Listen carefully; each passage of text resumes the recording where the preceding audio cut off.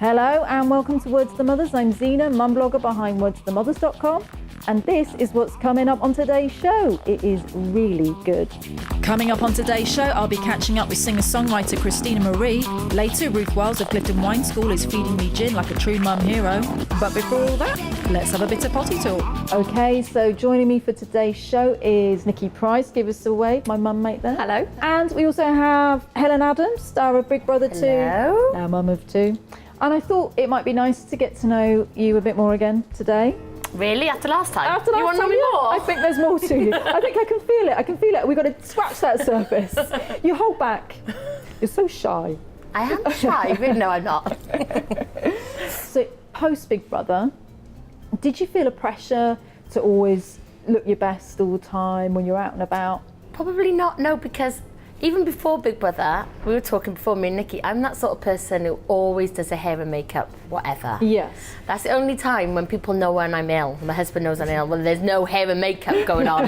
Because it can be any day and there's hair and makeup going on. Really? Yeah, if I'm ill, he's like, oh, you must be ill. There's no makeup going on today. Yeah. I think because when I was younger and I'd done like freestyle disco dancing and you have to wear makeup for competitions, I've always loved makeup. Yeah, I like makeup as well, but I can't be bothered sometimes. Oh no, I can't, it's just me, it's just part of me. Yeah. Yeah. So are you there on the delivery ward? Well, I think I had my glam. hair done before. Obviously, the hair's got to look nice all the time. Do you know what I mean? Being a hairdresser. I think I was in to have my hair done before, my nails done, toenails done, a little bit of waxing. Oh my word. Do you know what I mean? Yeah, yeah. And with your seconds, where you was... No, still the same, but I was really upset on my seconds because I knew I was having a C-section, so I couldn't have my nails done. I was traumatised. I was like, no, this is horrific. So after you had your first, how long was it before your first haircut? Probably a couple of months, because I'd had it done just before I went in. See, I like to have my hair done quite regularly because obviously I like it looking nice, and I mean, you mentioned it is part of my job to look nice. Yeah, you work in a salon called Bonamini on a Friday and a Saturday. Yeah, on a Friday and a Saturday. Yeah, just the nice busy days, you know. Yeah. And do you look forward to those days? Yeah, I look forward to those. What I really look forward to is getting in the car and driving where I go to work with no kids' music on. Oh yeah. Yeah. No Moana on. Oh, what do you have? Radio 2? Radio... Well, that's... I like a bit of Kiss FM. Kiss FM? Oh, yeah, a little bit of pumping tunes. Yeah. I like a bit of Radio 4. That tells you a lot about right, okay then, yeah. Nikki, what do you like if you're on the car? I do enjoy the history hour. Yes, Again, that's throwback, good, yeah. Throwback to the old... History hour. Yeah. Oh, it's terrific. Yeah. It's the closest I'll ever get to clubbing. Yeah. 20 minutes in the car. Yeah. She goes a long way to Tesco. Absolutely, yeah. My private discotheque. Or, obviously, yeah, the mum's Radio 2. Yeah, I'm definitely of that age, 44. Yeah. Where it's Radio 2 or Radio 4. Okay, I don't even think I've even got them programmed in my things. Do you know what I mean? Too cool for school. You really Capital are. or Kiss. I'm like, I'm gonna tune into those, Zena, just for you. Yeah. Well, and Radio 2's a bit retro, so... Dermot's on Radio 2, isn't he? Yeah. Yeah, we love He's a bit of very Dermot. good. Yeah. Is promoting a healthy self-image important to you both? I think it's very hard at the moment with social media as well, isn't it? I think as like into teenagers, there's all Snapchat and all filters on things and everything as well. And I think it is hard, but I think with children, I think you just got to let them do their own thing and just guide them when you, like, do you know what I mean? If they're going off a little bit as well. But I think for me, for like my daughter, I think when she gets to be a teenager, I think I am going to be quite hot on the fact that, you know, we're not going to talk about weight. No. I'll never talk about weight with her. I'll never use the F word. No. The bad one, I will, but not the fat one. And Nice. you know, you know, obviously I won't swear at my daughter. I just want to quickly redress that.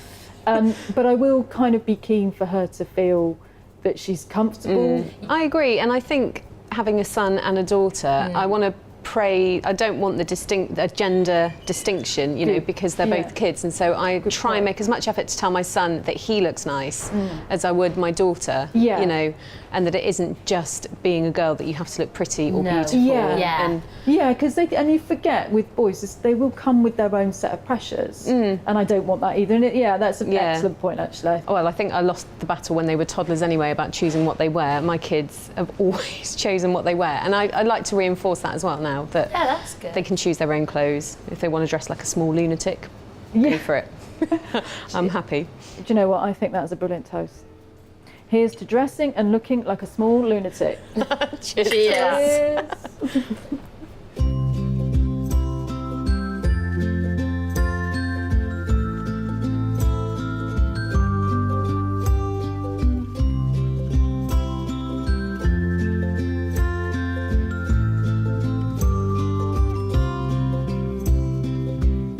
Okay, so joining me today is singer-songwriter Christina Marie. Hello, Christina Marie. Hello, welcome. thank you very much. So you were a finalist on The Voice. Yes. A few years ago. Yeah. What have you been up to since? Well, I've been just working on my own music, trying to get my EP together. Yeah, it's great, and obviously just working as a freelance musician as well, so it's been very busy. Yeah, and so you're doing that full time then? Yes, yeah, I am now, which is cool. And has The Voice helped you with that? And did it kind of build on your confidence in order to do that? Yeah, it did. I think that before I did The Voice, I worked as a legal secretary for various firms, and I never really thought about leaving the office environment and actually doing music for a job. I always thought, right, you'd have to like be signed and be like a kind of a touring artist with a label, or you have to just kind of have like a normal job, quote unquote normal job.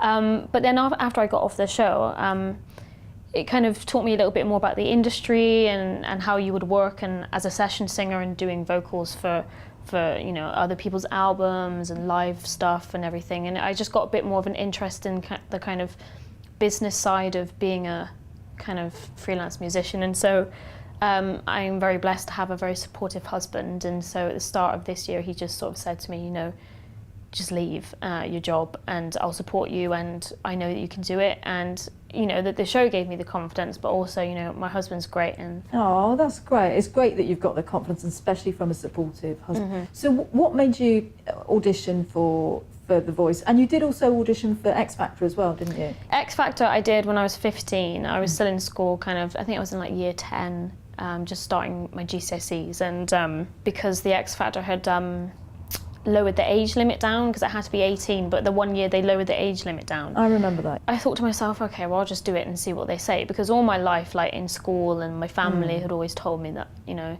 I could sing, but I just thought maybe they were just lying to me because they loved me. Aww. You just don't know, don't you? So I thought, well, I'll just see what Simon Cowell has to say. Yeah, he'll tell me the truth, Simon Cowell. Yeah, like, he won't lie. Yeah, he was a bit brutal. He was a little bit brutal. Really? But that's just Simon, yeah. So how did that go, the X Factor one then? So the year I did it, they didn't have I don't know how they do it now, but it was literally just like you were in a room with like some laminate floor, and there was like an X and you had to stand on it. Yes. And, you know, it wasn't like a big with all the audience. I had really good feedback from Louis. Louis said that he thought I was the best singer that they'd heard all that day, and Cheryl said I really had a good voice, and Danny said the same. They all said yes. Simon was just like, no. So I was like, okay, why? He was just kind of like, I don't think you're ready. Okay. And he was right, but I think that was why they shifted the age back up afterwards, because like nobody's ready at 15.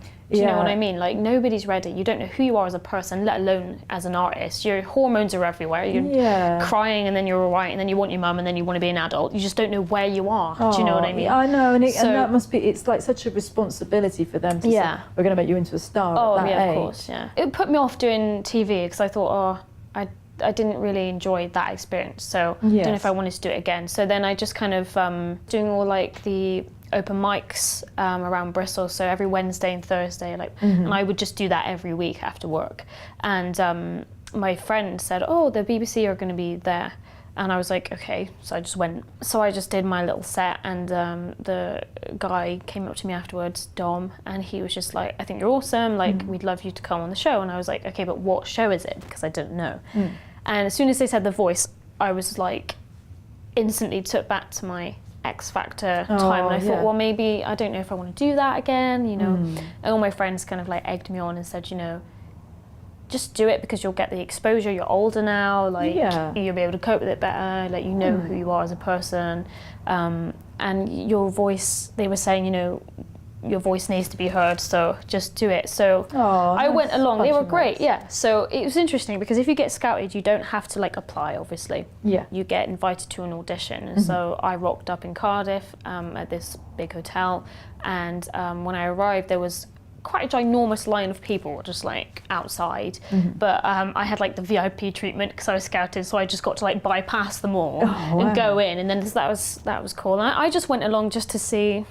I didn't really think much about the next stage. I just took it one step at a time. And that's the thing, is obviously it's like, however mean some of these reality things can be, there is, and I think you were right, Simon Cowell was right, you're too young, and if you can sense that you're too young, and they were right to probably put that age back up, but it means there is some character building that comes from it, that makes you stronger and a bit more Teflon. Yeah. Time for a quick break, but don't go away because there'll be more from Christina Marie in part 2.